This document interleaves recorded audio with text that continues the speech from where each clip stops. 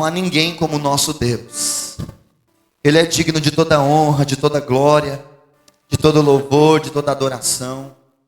Vamos ficar agora se acalmando. Louvado seja o Senhor. Tem uma palavra de Deus para compartilhar com a igreja nessa noite. E eu peço que você esteja atento, porque a semente é boa. Vou falar de novo. Quero que você esteja atento, porque a semente é boa. Se vai produzir, não depende da qualidade da semente, pelo menos agora não. Porque a semente da palavra de Deus é boa. Mas se vai produzir ou não, isso depende agora do terreno onde essa semente vai cair. E o seu coração essa noite pode ser à beira do caminho, pode ser os espinhos, podem ser as pedras, ou podem ser a terra boa. E eu oro a Deus para que o nosso coração nessa noite seja como uma terra boa, para que essa palavra possa frutificar muitas vezes mais. Amém? Quem trouxe sua Bíblia? Trouxe? De papel? O celular contém a Bíblia. Quem é que não tem Bíblia de papel? Quem não tem? Não tem? Depois eu vejo se providencio uma Bíblia para vocês. Êxodo capítulo 30.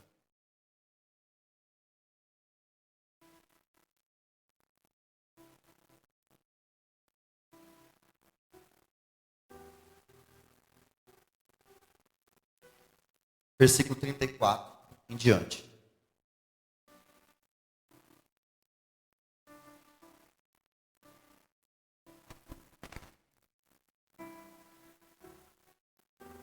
Êxodo capítulo 30. O pessoal da família do Elvis veio aqui hoje nos visitar. Sejam todos bem-vindos. É de onde mesmo? É de outro estado, né? Acre. Tem uma turma do Acre aqui, ó. É, a Janaína é do Acre, né? Boca do Acre. Vocês são de qual parte do Acre? Do pé, da mão? Rio Branco. Sejam bem-vindos. Andaram uma boa distância. Vocês também são da família do Elvis? Elvis, Karine. Mãe da Karine está aqui conosco. Então, sejam bem-vindos e fiquem à vontade entre nós. Êxodo capítulo 30, versículo 34.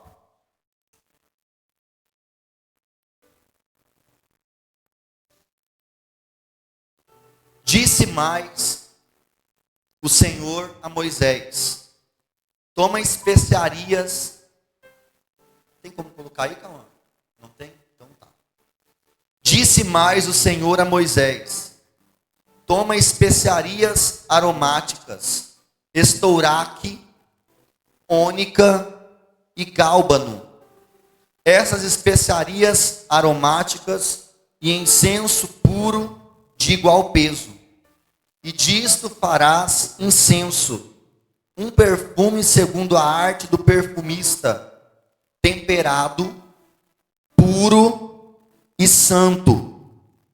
E dele moendo o pisarás, e dele porás diante do testemunho na tenda da congregação, onde eu virei a ti. Coisa santíssima vos será. Porém o incenso que farás conforme a composição deste, não o farás para vós mesmos. Santo será para o Senhor. Santo será para o Senhor. O homem que fizer tal como este, para cheirar, será extirpado do seu povo. Quem pode dizer amém? Vamos lá. Dobra a sua atenção, não deixa nada te roubar dessa palavra agora. Evita andar, vamos ficar ligados na palavra. Quando o povo de Israel saiu do Egito, no trajeto que durou, você já sabe, aproximadamente 40 anos peregrinando no deserto, rumo a uma terra que Deus havia prometido para eles, Haviam muitas ordenanças para o culto que Deus havia ordenado.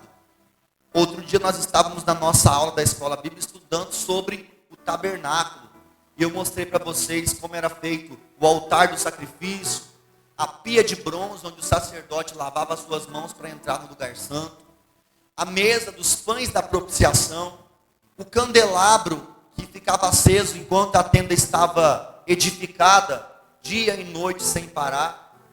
Lá dentro do lugar santíssimo tinha a arca da aliança, que era o lugar onde se manifestava a presença de Deus, na tampa do propiciatório, entre os dois querubins que ficavam esculpidos em ouro puro em cima da tampa da arca. Mas eu falei também sobre o incensário, ou sobre o altar do incenso. E eu disse que o incenso era uma tipologia à adoração, porque quando Deus ordenou, abaixa um pouquinho o fundo para mim, calma, por favor. Quando Deus ordenou que o altar do incenso fosse edificado, e ele disse qual tipo de aromatizantes deveria ser queimados como incenso naquele altar, ele disse que aquilo deveria ser santificado ao Senhor. Ele disse que aquilo seria para adoração a Deus.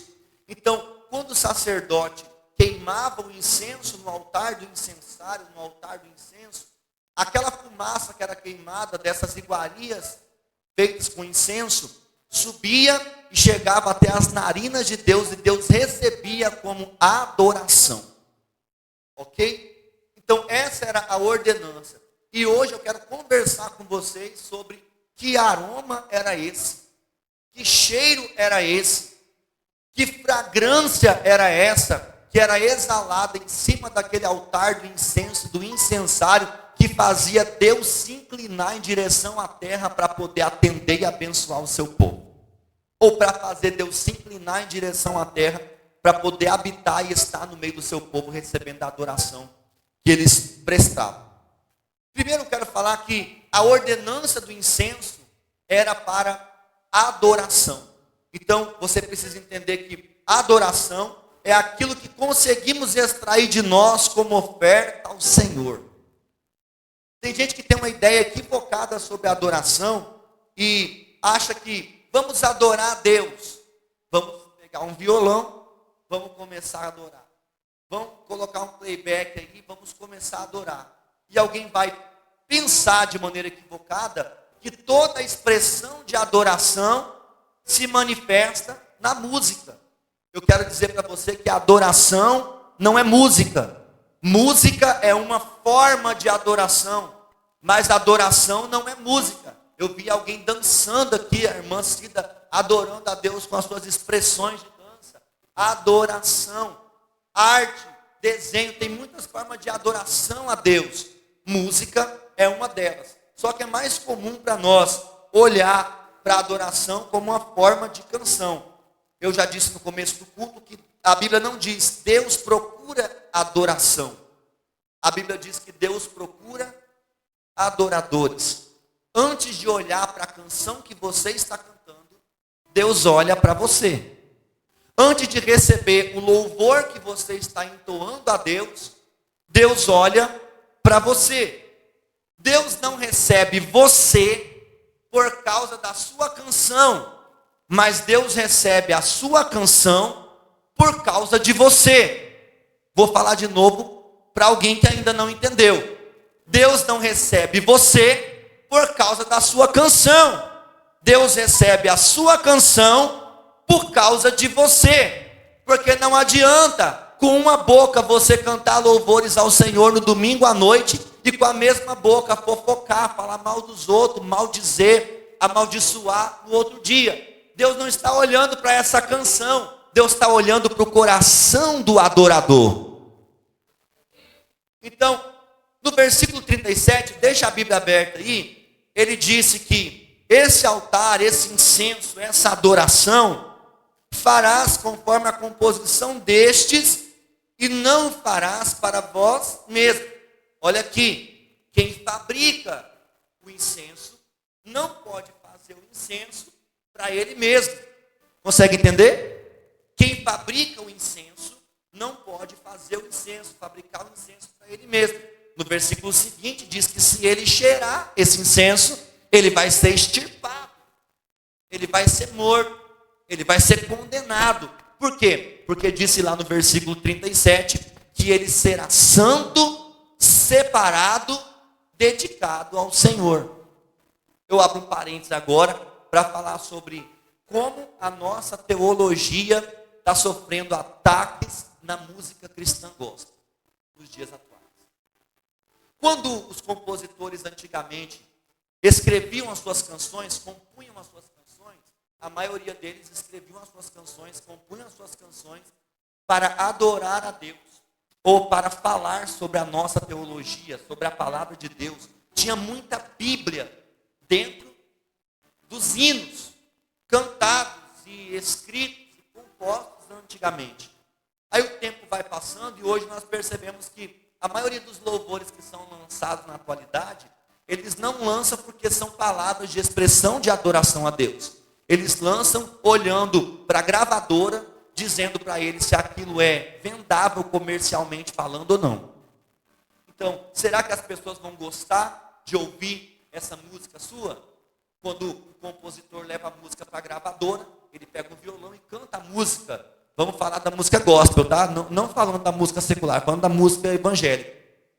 Aí o produtor, o dono da gravadora olha para a música assim: gostei dessa música, ela é comercialmente falando muito boa.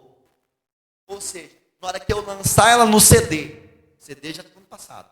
Na hora que eu lançar ela no Spotify, nas plataformas digitais de música, vai ter muitas visualizações. Essa música aqui vai emplacar. Essa música não foi feita para o Senhor. Essa música foi feita para ganhar visualizações.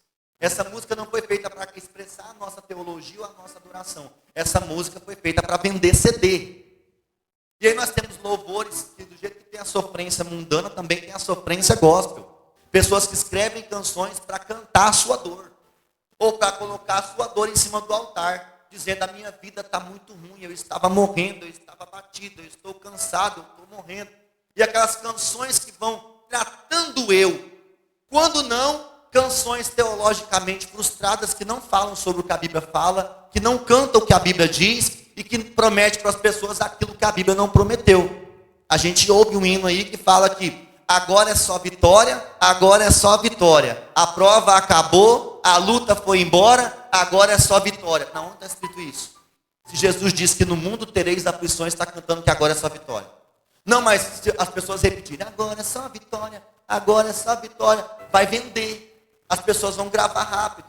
Então, o objetivo, eu não estou aqui criticando a funcionalidade do que fazem, mas só dizendo para você que isso não pode ser chamado de uma expressão de adoração a Deus, ok? O que é música de adoração a Deus? Isso é muito importante quando fala de música, porque culturalmente, quando se fala de expressão de adoração, logo se pensa na música.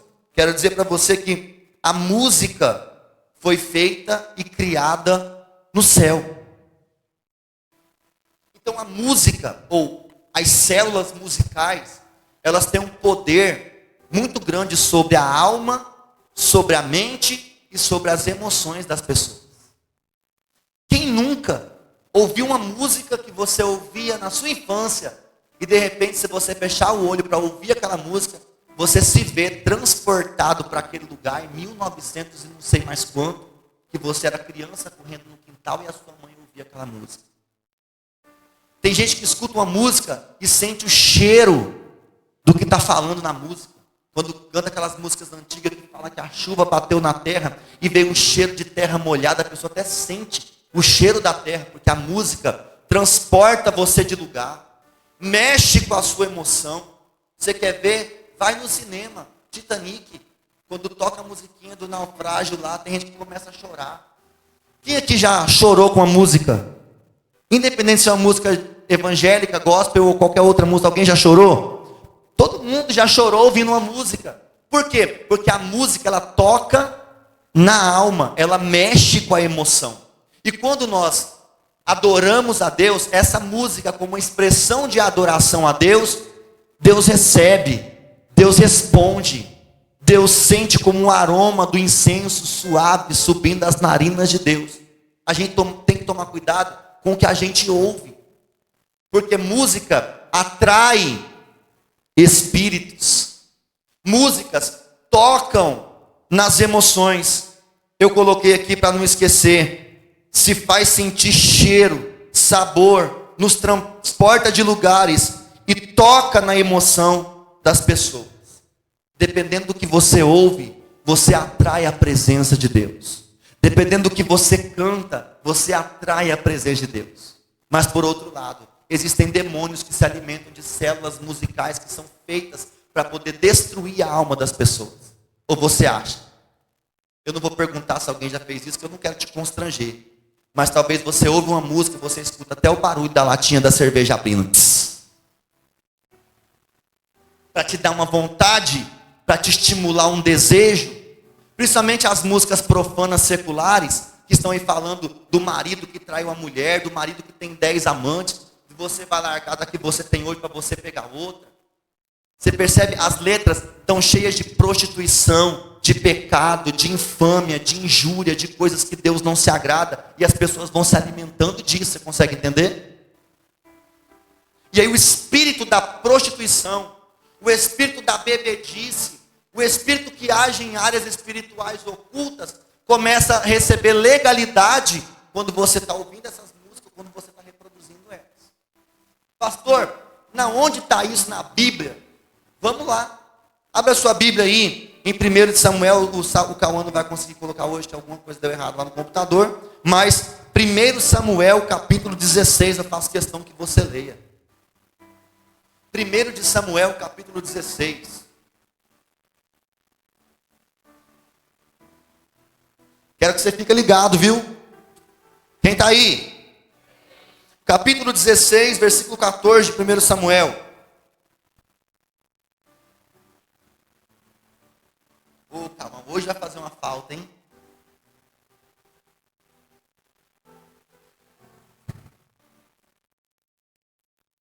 Primeiro de Samuel, capítulo 16, versículo 14. Olha isso.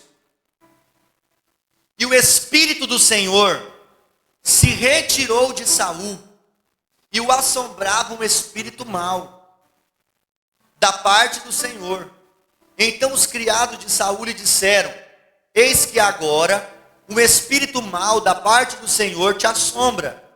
Diga, pois, nosso Senhor a seus servos que estão em tua presença, que busquem um homem que saiba tocar harpa.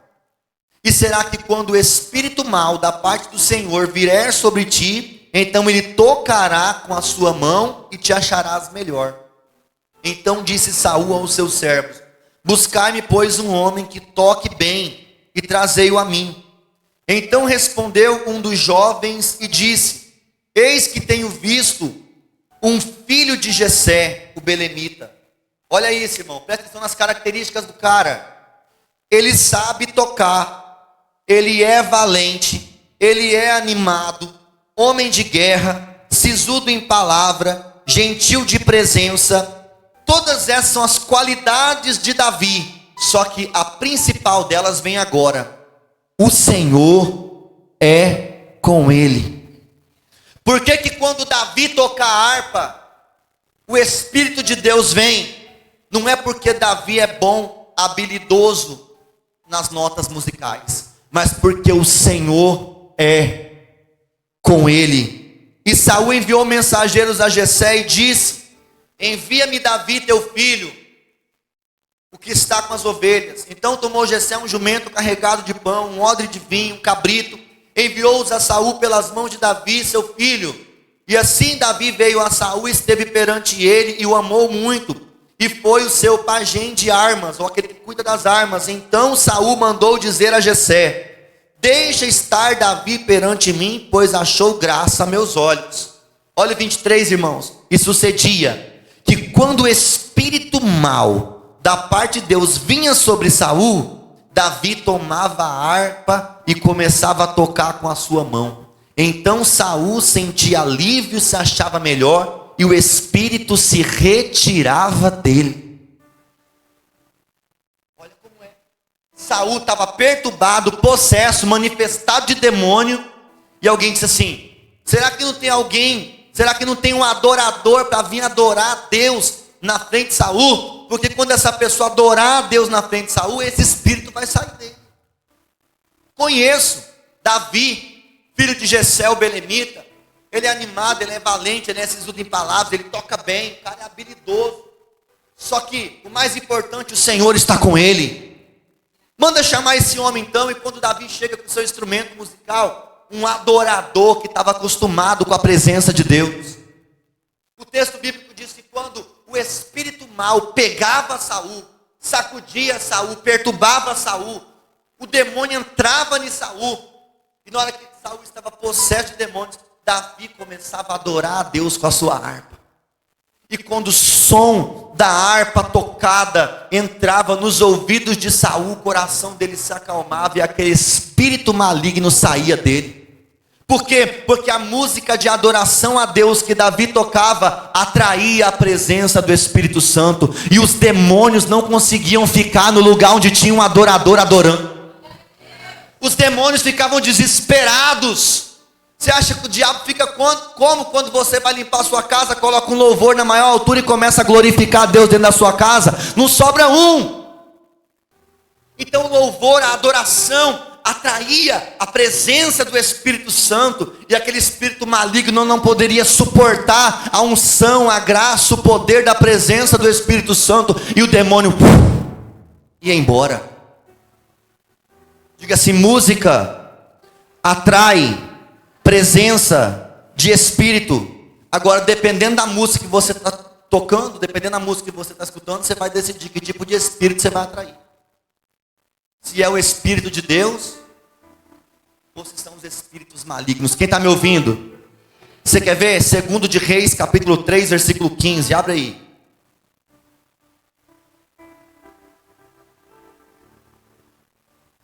Eu preciso falar dessa introdução aqui antes de entrar no incensário. 3,15.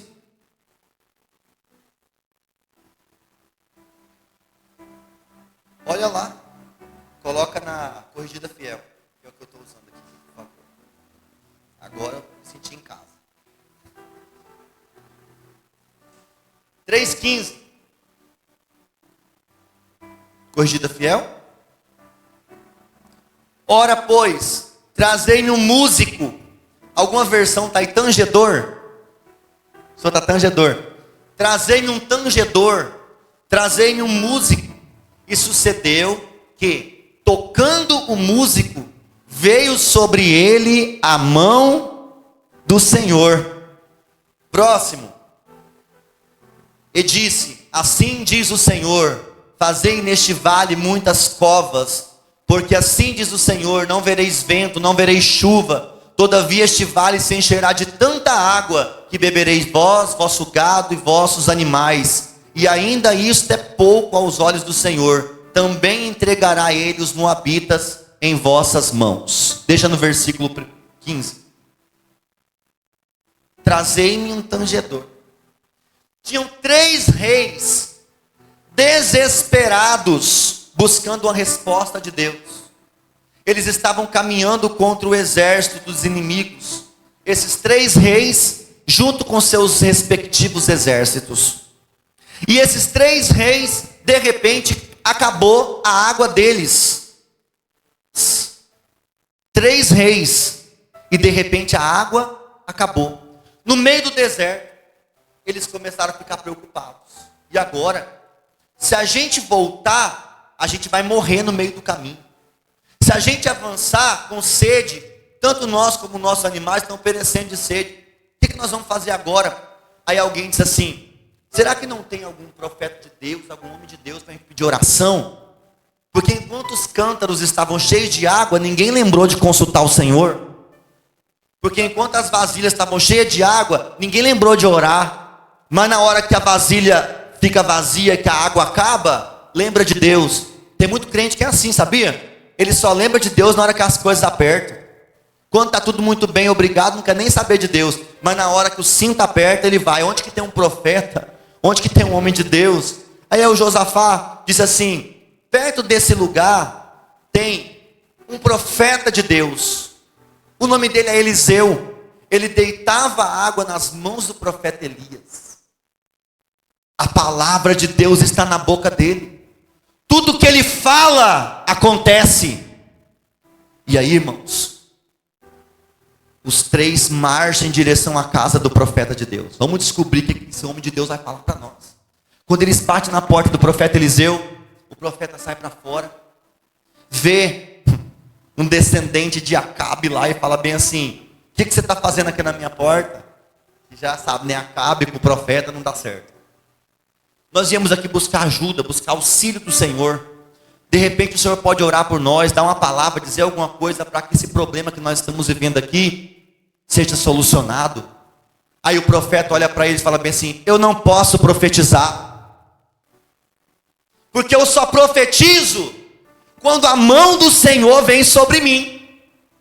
Se a mão do Senhor não estiver sobre mim, eu não posso dizer nenhuma palavra por mim mesmo. Porque se eu disser uma palavra por mim mesmo, não se cumpre. Mas se eu falar debaixo da mão do Deus Todo-Poderoso, Deus faz acontecer. E agora? E agora não. Eu preciso atrair a mão de Deus até esse lugar. E como que nós vamos fazer isso? Versículo 15. Manda chamar um músico. Acha um adorador e traz para mim. E o texto diz que quando o adorador começa a adorar, quando o músico começou a tocar, olha lá, irmãos, veio sobre ele a mão do Senhor. Diga assim: músico, adorador. Fala, esse atrai a boa mão do Senhor. Então você percebe, irmão? Quando você taca o louvor lá, quando você começa a adorar a Deus com a sua boca, dizendo glória, aleluia, santo, Deus seja louvado, e você começa a adorar a Deus, ministrar canções de adoração a Deus, a mão do Senhor se manifesta sobre a sua vida. Quem pode glorificar a Deus por isso? Então diga comigo: adoração atrai a presença de Deus. Colocado isso, agora eu vou começar a pregar. Volta para mim lá em Êxodo 30, versículo 34 e deixa para mim na tela. Já entendi, pastor, que eu preciso tomar cuidado com o que eu ouço, com o que eu canto, com o que eu adoro. Expressões musicais de louvor pode trazer um prejuízo para a minha vida se não for a Deus, tributado a Deus, endereçado a Deus.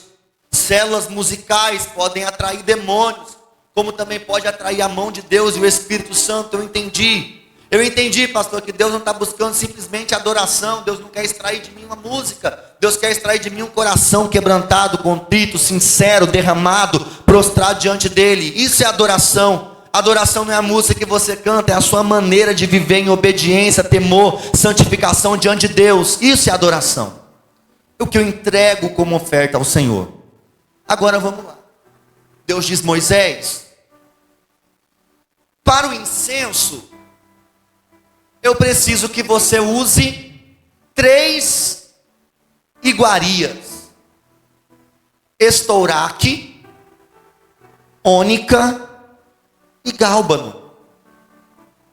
Alguém já ouviu falar sobre essas 3 iguarias? Quem já? Levanta a mão. Então vai ser novidade para a grande maioria. Naquele incenso, Augusto, deveria ser queimado junto estouraque, ônica e gálbano. Eu vou falar sobre cada um dessas 3 iguarias e entender um pouco da aplicação disso na nossa vida, para que a gente possa entender qual é o tipo de louvor, de adoração que Deus recebe, porque era aquele que Deus queria receber daquele povo naquele momento. Posso ouvir um amém? Estouraque, resina extraída de uma árvore cujas folhas gotejavam no chão.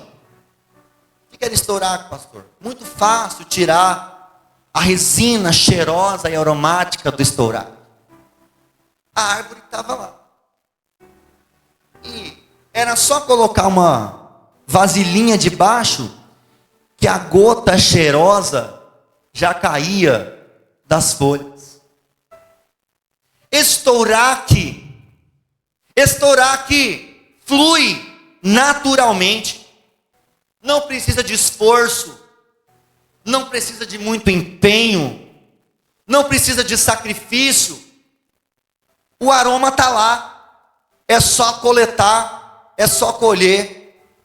Eu já vi alguém adorando a Deus como estouraque na Bíblia. Que louvor, que adoração é essa? Que expressão de adoração estourar que é essa? É essa que sai naturalmente da gente.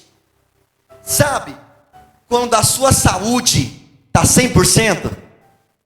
Sabe, quando os seus filhos estão todos assentados em volta da mesa, saudáveis e corados? Sabe, quando você tira um extrato da conta, está tudo no azul, você não deve nada a ninguém? Sabe, quando você está com o carro zero estacionado na garagem, quando as crianças estão tudo gordinhas, quando o negócio está tudo bom, está tudo lindo, é gostoso, né? Você vem para o culto até mais leve. Eu vou lá agradecer a Deus e dar glória ao Senhor. Oh, tenho saúde, tenho força, tenho vida. O que é isso, pastor? Estouraque. Está tudo muito bem, vai fluir naturalmente. Você nem precisa mandar o crente da glória. Você fala a paz do Senhor, ele já grita lá, eita glória! O que foi, irmão? Irmão, estou tão na bênção hoje que é perigoso eu ser arrebatado daqui mesmo. De tão na unção que eu estou. De tão adorador que eu estou hoje. Eu quero que você coloque para mim, calma, 1 Samuel capítulo 2. Porque 1 Samuel capítulo 2 tem uma adoradora, Bruno, que está adorando, queimando o incenso de estourar. O nome dela, Ana. No capítulo 1, ela é sofrida, amargurada, angustiada. Pediu a Deus um filho, Deus não dava. A rival dela perturbava ela de dia e de noite. E ela estava angustiada nos pés do Senhor. Um dia ela fez um voto ousado, disse para Deus, o dia que o Senhor me der um filho, não vai ser para esfregar na cara da minha adversária.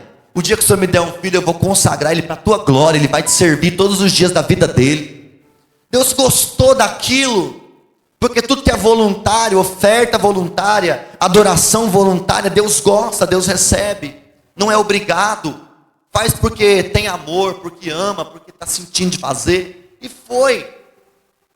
O profeta, sacerdote Eli olhou para ela e disse assim, seja feita conforme a sua oração, porque ele até achou que ela estava embriagada, que ele foi perguntar para ela, você está bêbada? Uma hora dessa?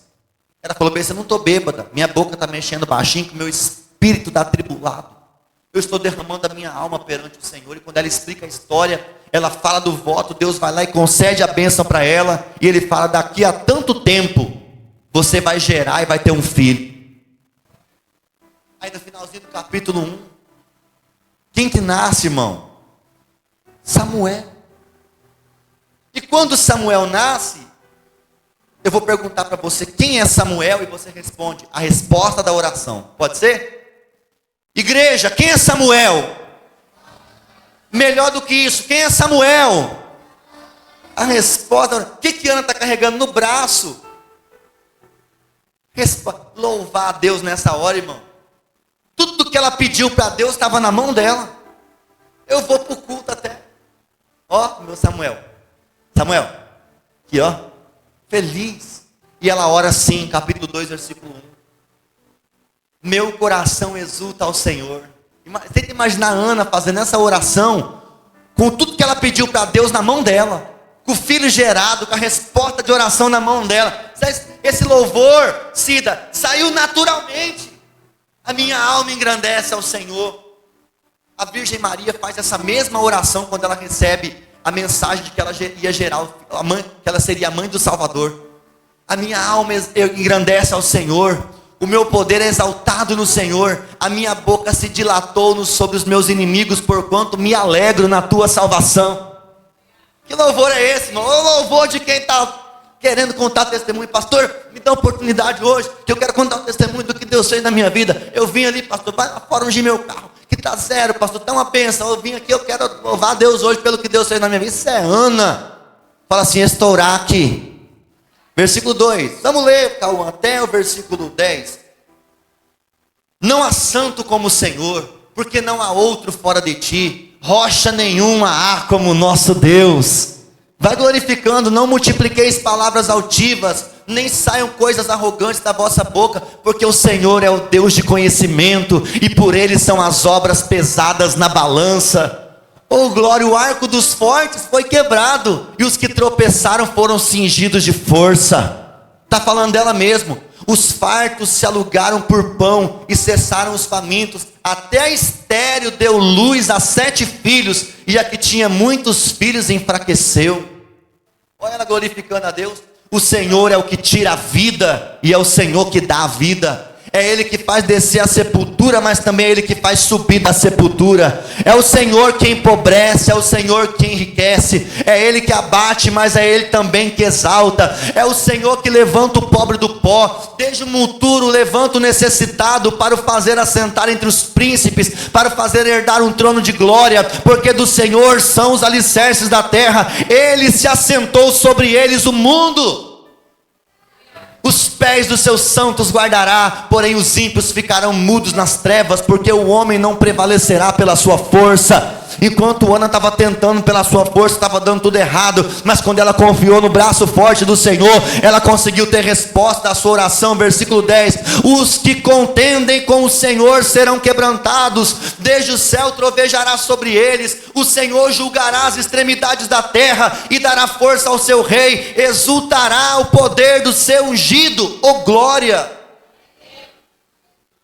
Que louvor que é esse, pastor? Diga, estourar aqui.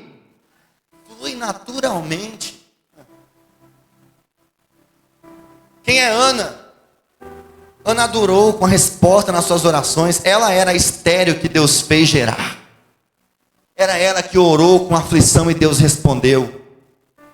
Aí o Senhor disse para Moisés: pega o estouraque. É facinho de tirar. É só ir lá e aparar. Coloca no incenso. Só que não pode ser só estouraque, né? Porque a vida não é só flores, né? A vida não é só cantar com Samuel no colo. A vida não é só se alegrar porque a conta está cheia. Existem vales terríveis, assim como existem montanhas bem altas. Em todas elas o Senhor está presente. Coloca lá também, Moisés, a ônica. O que é ônica? Ônica é um molusco retirado do mar para ser queimado.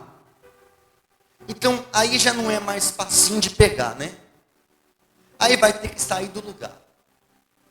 Aí vai ter que entrar dentro do mar.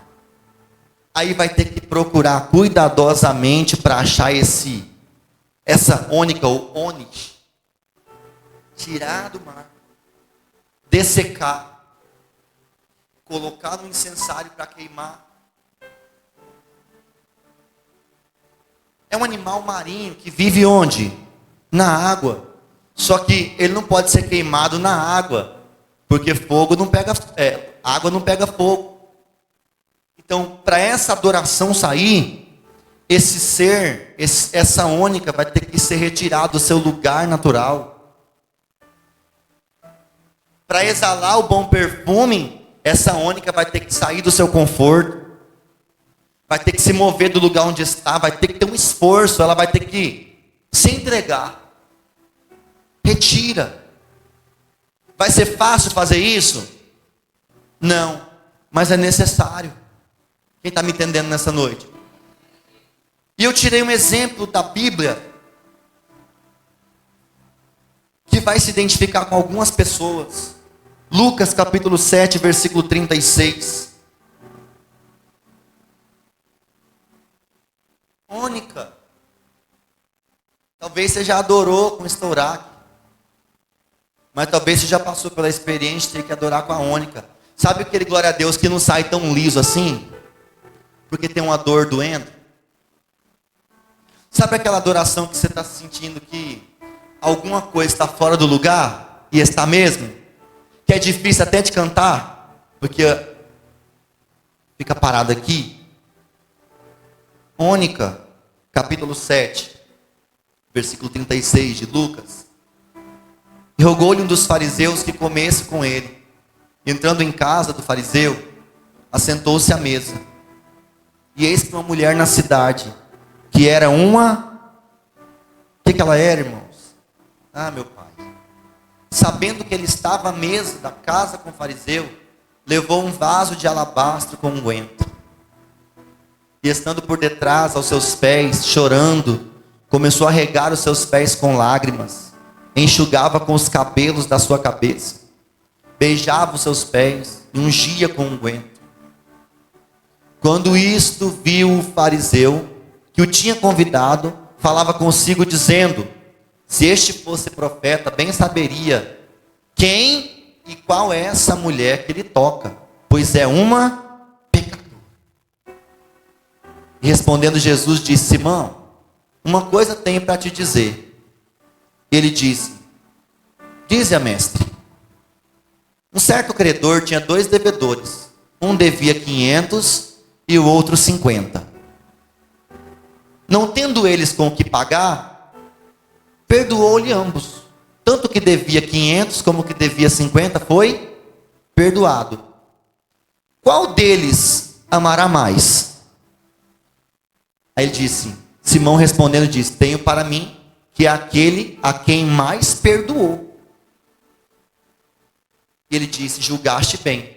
Alguém deve 50, outro alguém deve 500.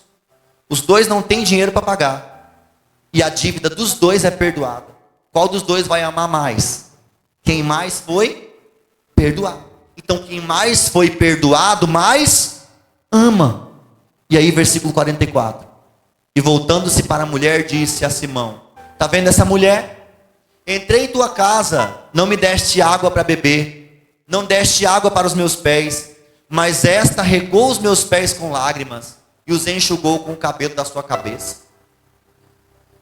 Não me deste ósculo, mas esta, desde que entrou, não cessa de me beijar os pés.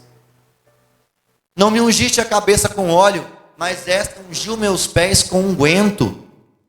Por isso te digo que os seus muitos pecados lhe foram perdoados, porque muito amou, mas aquele a quem pouco é perdoado, pouco ama. 48. E disse a ela: os teus pecados te são perdoados.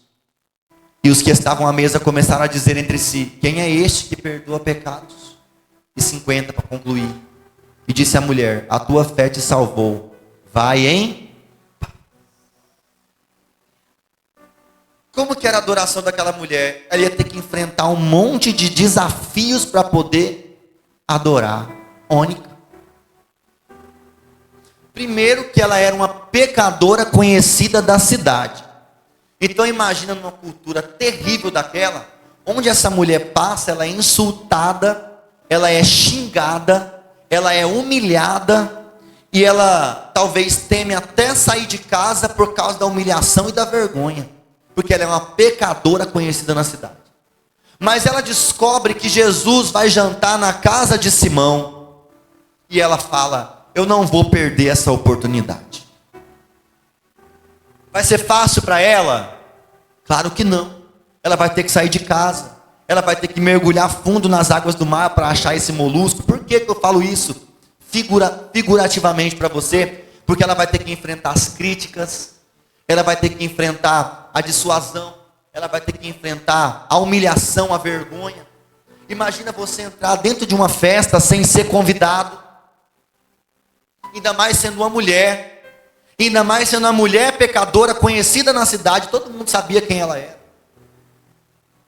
Ela chega, ela vai ter que passar pela vergonha de ficar de pé na parede, com as mãos para trás, porque era assim que os penetras ficavam nas festas formais. Não era proibido entrar pessoas que não eram convidadas nas festas. Só que eles não podiam se assentar na mesa nem comer.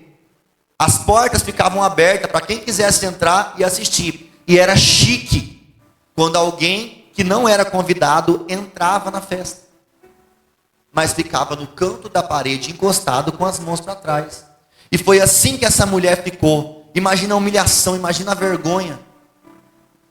E ela ficou esperando só uma chance, uma oportunidade para se aproximar de Jesus. E quando ela viu essa oportunidade, ela saiu daquele lugar. Foi ousada, ela podia ter sido escorraçada dali, mas ela se jogou aos pés de Jesus. Ela começou a chorar, E a ônica tem que ser tirada de dentro do mar. O que ela ofereceu como adoração ao Senhor não era nada externo, era algo interno. Estava saindo de dentro aquelas lágrimas de louvor e adoração a Deus. Louvor tirado de uma alma machucada e ofendida, humilhada, envergonhada, mas não perdeu a chance de se prostrar nos pés daquele que poderia perdoar os seus pecados. Quem muito ama, mais é perdoado, mais ama. E ela sabia que a única oportunidade da vida dela seria aquela. Ela quebra um vaso de unguento, de perfume, que era muito caro. Talvez estava sendo guardado para uma ocasião importante. O dia do casamento dela, o dia que o filho nascesse, o dia que uma data importante chegasse. Mas quando ela sabia que Jesus estava ali, ela imaginou, não tem outra data mais importante do que essa. Não vai ter outra oportunidade melhor do que essa. E ela começa a tirar de dentro a ônica. Chora. Vai molhando os pés de Jesus com as lágrimas e enxugando com seus cabelos. E ela pega o vaso, quebra e começa a perfumar os pés de Jesus. Os críticos estão de longe falando, que mulher abusada. E outra, esse tal Jesus não é profeta coisa nenhuma. Se ele fosse profeta de verdade, ele saberia que quem está beijando os pés dele é uma pecadora da cidade. Aqueles homens estavam dizendo assim, essa mulher está enganando Jesus. Ninguém engana Jesus. Jesus conhece os sentimentos, os pensamentos, as intenções do coração. Quando a mulher entrou dentro daquela festa como penetra, Jesus já olhou para ela e já sabia qual era a intenção que a trazia naquele lugar. Ele confronta o dono da festa, o anfitrião, e fala bem assim, eu cheguei aqui, você não beijou meus pés, você não molhou meus pés, você não fez nada por mim, mas essa mulher, enquanto você está aqui criticando a atitude dela, ela até agora não para de beijar os meus pés, de molhar com as suas lágrimas, enxugar com seus cabelos, e ainda está ungindo com unguento. Ela diz para ele, cara, você não tem noção de quem é mais perdoado, mais ama. Essa mulher aqui foi muito perdoada nessa noite. E os críticos estão lá, que profeta que nada. Essa mulher está enganando todo mundo. Essa mulher está enganando Jesus. Ninguém engana Jesus. E ela está lá, queimando a ônica nos pés do Senhor.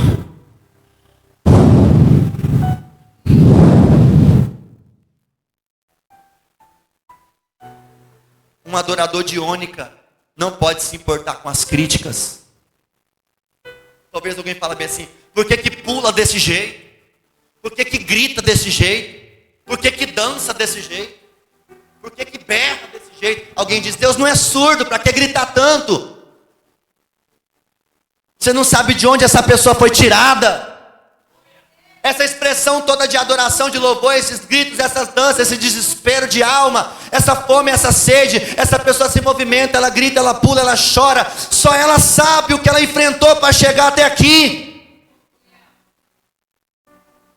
Um dia Mical ficou em cima da janela, olhando o rei Davi, que tirou as vestes, tirou a coroa, porque a presença de Deus tinha se trazido de volta. Ele começou a dançar, alegre ao Senhor. Ela falou bem assim, vê se isso é uma postura de um rei. Um homem importante dançando no meio do povo, que vergonha. A Bíblia diz que ela ficou estéril, nunca mais gerou, porque criticou a expressão de adoração de um adorador. Cuidado quando você julga um adorador. Cuidado quando você fica, por que está gritando assim, por que está dançando assim, que falta de reverência é essa, por que grita desse jeito, por que caiu no chão, está querendo se aparecer, o que está acontecendo, está querendo ser melhor do que os outros. Ei, cuidado. Cuidado. Isso é perigoso. E aqueles homens que foram os anfitriãos da festa, para ele, o que ele queria de Jesus, irmãos? Ele só queria a fama de Jesus para a festa dele. Porque sabia que Jesus era famoso, todo mundo conhecia Jesus, todo mundo queria estar perto de Jesus. Então a figura de Jesus dentro da festa dele, para ele era só uma atração especial. Era como se contratasse um artista para entrar dentro da festa dele, para a festa ter visibilidade, holofote. Ele não queria experiência com Jesus, ele não queria o amor de Jesus, ele não queria o perdão de Jesus, ele queria só assim engarranchar na fama que Jesus trazia. Que perigo! Porque o adorador, quando ele traz a glória para si, ele vai ser extirpado. Nós lemos lá no versículo aquele que produz a adoração e cheira a adoração. Todo adorador que participa do resultado da sua própria adoração, ele vai ser extirpado. Porque toda glória, toda honra, todo louvor é a Deus somente. Nós somos um espelho que reflete a glória toda para o Senhor. Diga comigo, Ônica. Ela venceu a oposição, venceu as críticas, a rejeição. O vaso foi quebrado e para aquela única ocasião ela foi uma adoradora que venceu todos os seus desafios para chegar aos pés do Salvador. Moisés coloca estouraque. Moisés coloca ônica. Mas também coloca lá, por favor. Gálbano. Eu preguei tudo isso aqui para chegar até aqui. Se ajeita na sua cadeira.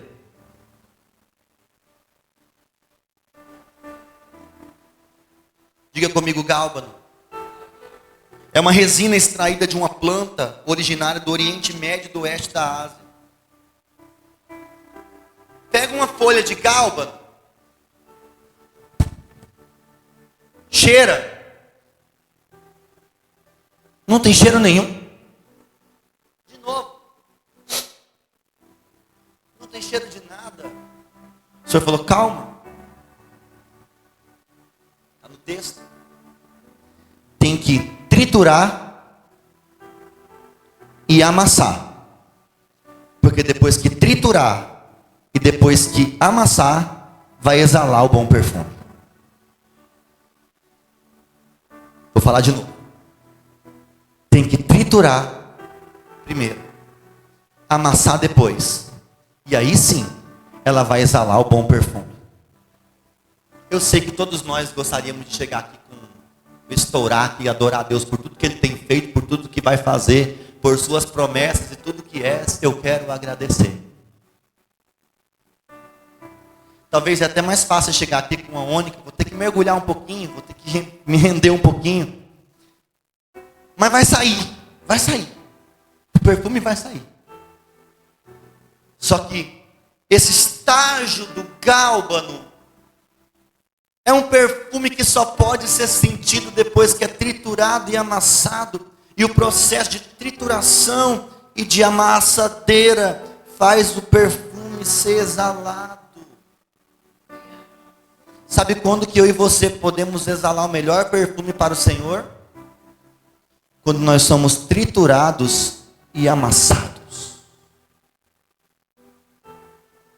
Atos, capítulo 16, versículo 19. Não anda agora. Esse seja o último copo d'água que você vai pegar hoje. Coloca a mão no seu coração e olha para mim, porque eu vou falar agora. O que eu vou falar agora é muito sério. E vendo seus senhores que a esperança do seu lucro estava perdida, prenderam Paulo e Silas e os levaram à praça, à presença dos magistrados. E apresentando-se aos magistrados, disseram: estes homens, sendo judeus, perturbaram a nossa cidade. Eles nos expõem a costumes que não nos é lícito receber nem praticar, visto que somos romanos. E a multidão se levantou unida contra eles, e os magistrados, rasgando-lhes as vestes, mandaram açoitá-los com varas. Uau! E havendo-lhes dado muitos açoites, apanharam muito, pegaram Paulo e Silas, lançaram na prisão, mandando ao carcereiro que os guardasse com segurança. Veja, o qual, tendo recebido tal ordem, lançou no cárcere interior, prendeu, amarrados no tronco, depois de ter sido açoitados com a pele toda retalhada no chicote, quase a noite inteira apanhando, amarra dentro da cadeia as mãos, os pés e deixa lá. Perto da meia-noite, Paulo e Silas oravam e cantavam hinos a Deus. Pera, porque eles apanharam a noite inteira. Pera, porque eles estão dentro do cárcere. Espera, porque eles estão com os pés e as mãos amarrados. Eu imagino Paulo olhando para Silas, dizendo bem assim: Silas, eu acho que é agora que nós vamos oferecer a Deus a melhor adoração que a gente já ofereceu até hoje. Paulo, quando estávamos em Listra, alegres, pregando o evangelho à torta e à direita nas viagens missionárias, nós cantávamos louvores porque Deus estava cumprindo o propósito dele nas nossas vidas. Estaurac. Silas, naquele navio náufrago que nós desbancamos em Malta, acendemos uma fogueira, a serpente pegou no meu dedo, eu orei pelas pessoas, elas foram curadas. Aquilo ali é uma ônica, não foi fácil fazer aquilo. Mas só que agora, Paulo, Silas, nós estamos triturados e nós estamos amassados. Só que quando eu sou triturado e amassado, eu posso exalar o meu melhor perfume. Então, Paulo, dá um ré menor aí, Paulo, vamos adorar a Deus agora. Perto da meia-noite, tem Paulo, tem Silas, com o pé amarrado num tronco, com a mão amarrada, com o corpo todo dolorido, de tanta pancada, de tanta paulada, de tanta chicotada, de tanta chibatada. Eu não sei qual hino eles cantaram aquele dia. Talvez eles tenham cantado assim: Deus vai na frente, abrindo o caminho, quebrando as correntes, tirando os espinhos, ordena os anjos para contigo lutar. Ele abre as portas. Cadê? E mais, ele caminha contigo de noite ou de dia, erga essas mãos. Espera aí, essa parte não pode cantar porque a mão está amarrada, mas vamos embora. Erga essas mãos, sua bênção chegou. Espera aí, essa parte fica difícil de cantar porque não tem bênção, eu estou todo amassado. Mas vamos lá, comece a cantar com... Cadê vocês? Com muito louvor, com muito louvor, com muito louvor. De repente, irmãos, no meio daquele louvor, no meio daquela oração, a Bíblia diz que, continua por favor, Cauã, versículo 26. De repente, um terremoto grande veio sobre eles. Os alicerces do cárcere se moveram. Deus recebeu. Não era para você ter dado um glória a Deus melhor do que esse. Vou ler de novo e você reage, pelo amor de Deus, que você não está morto. A igreja não é um cemitério. A igreja é o lugar onde os vivos adoram em espírito e em verdade. Estou dizendo que eles com a carne retalhada, pés e mãos amarradas num tronco, orando e cantando. De repente veio um tão grande terremoto que os alicerces do cárcere se moveram. Deus recebeu. E logo se abriram todas as portas e foram soltas as prisões de todos. É isso que acontece, Cauã, quando eu subir, você sobe também.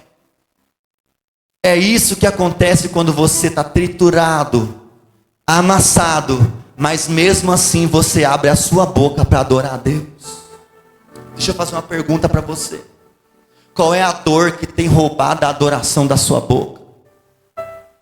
Qual é a luta que você diz que não vai cantar porque está doendo? Qual é a prova que você diz: hoje eu não vou dar nenhum glória a Deus, só Deus sabe como que está a minha alma? Você não está mais moído do que Paulo e Silas? Eu não vou no culto hoje, só Deus sabe como que está meu coração. Você não está mais triturado do que Paulo e Silas? Hoje eu não vou participar, vou ficar quietinho no meu canto. Não está doendo mais do que as feridas de Paulo e Silas.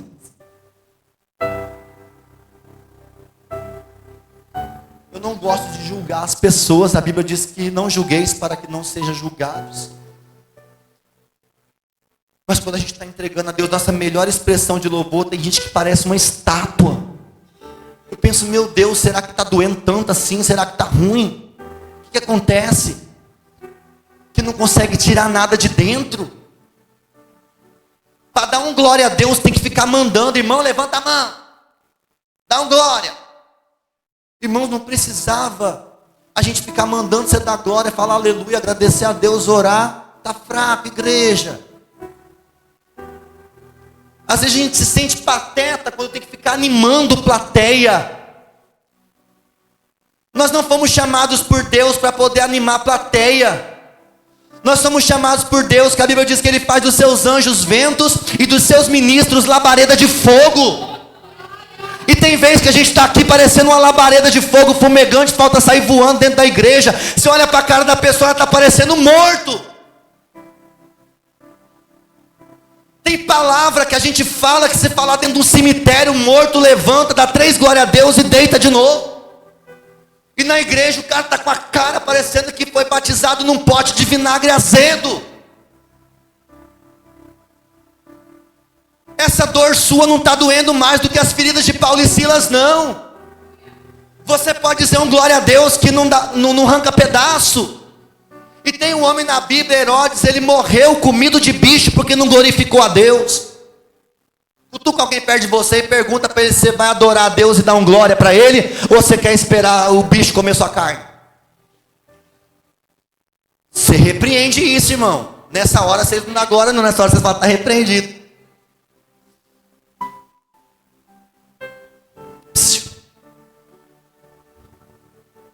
O que tem minguado sua expressão de adoração a Deus? O que tem impedido você de entrar no mover do Espírito Santo? Por que você só fica na porta? Vou perguntar de novo, por que você fica na porta? Lembro do pastor Ivan. A pessoa fica só assim, ó. Está pensando, estou dentro, estou fora, estou dentro, estou fora. Do mover de Deus. Irmão, você não precisa ter medo de entrar no fogo, porque fogo não queima fogo. Sabe o que o fogo faz? Refina. Sabe o que o fogo faz? Aperfeiçoa. Sabe o que o fogo faz? Molda. Sabe o que o fogo faz? Dá brilho. O fundidor, quando está trabalhando na prata, ele coloca na água e coloca no fogo. Coloca na água e coloca no fogo. E a ônica é tirada da água, queimada no fogo. Tirada da água, queimada no fogo. E o gálbano? Tritura e amassa. Tem um corinho muito antigo. Amor, não sei se você vai lembrar. Deixa Deus amassar o barro para fazer um forte vaso. Quem conhece isso? Ninguém. Olha que tem gente com mais de 30 anos de crente aqui. Isso é perigoso eu falar agora. Deixa Deus amassar o barro para fazer um forte vaso. Deixa Deus amassar o barro para fazer um forte vaso. Não murmure, meu irmão. Deixa Deus te amassar. Ele amassa como quer. Ele está provando a sua fé. Você quer exalar perfume, mas você não quer ser triturado. Você quer exalar o bom perfume, mas quando Deus amassa um pouquinho, você murmura, você reclama.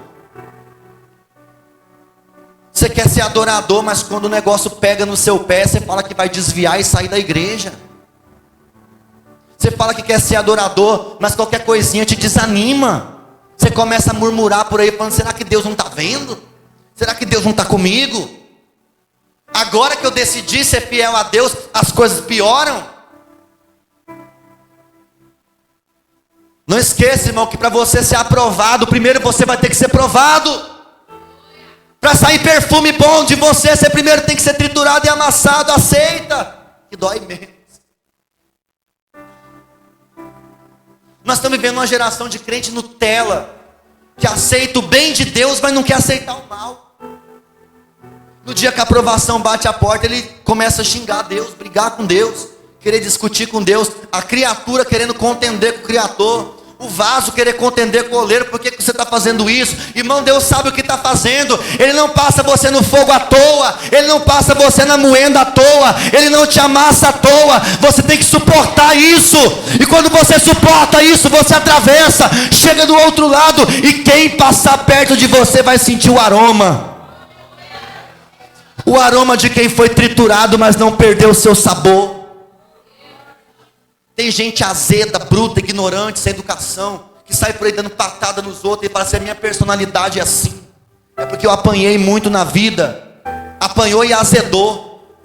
Só que eu quero dizer para você que esse apanhou na vida não tem que ser motivo para você ser azedo. e sair azedando a vida dos outros. Jesus transformou a água em mentira. Jesus transformou a água no melhor vinho. E qual que é o melhor vinho? É aquele que passa por todo o processo de trituração da uva, mas não perde o seu sabor. E tem gente que está com a vida azeda e está azedando a vida de todo mundo. O Senhor quer resgatar você, meu irmão. O Senhor quer te dar uma nova visão. O Senhor quer fazer de você um adorador de verdade. Você não tem motivo para sair por aí com essa ignorância toda. Pede a mansidão, os frutos do Espírito, o domínio próprio, para você conseguir exalar o bom perfume de Cristo. E quem chegar perto de você tem que ser perfumado, tem que ser envolvido, tem que perceber que você mesmo, depois de passar por tudo isso, não perdeu o seu sabor. Você não precisa se apoiar no seu histórico ruim, de tudo que você passou no seu passado, do seu sofrimento, para justificar essa transformação que você não recebeu. É só descer na casa do oleiro, que ele quebra o vaso e faz de novo, se preciso for, mas vai levantar de lá um vaso valioso na presença do Senhor. A gente fala, senta aqui, deixa eu contar a minha história. E ele começa, eu passei por isso, passei por isso, passei por isso, passei por isso. E alguém fala, nossa, nem parece que você passou tudo isso aí, você não perdeu o seu sabor. O que é isso? Foi triturado e amassado, mas exalou o bom perfume de Cristo.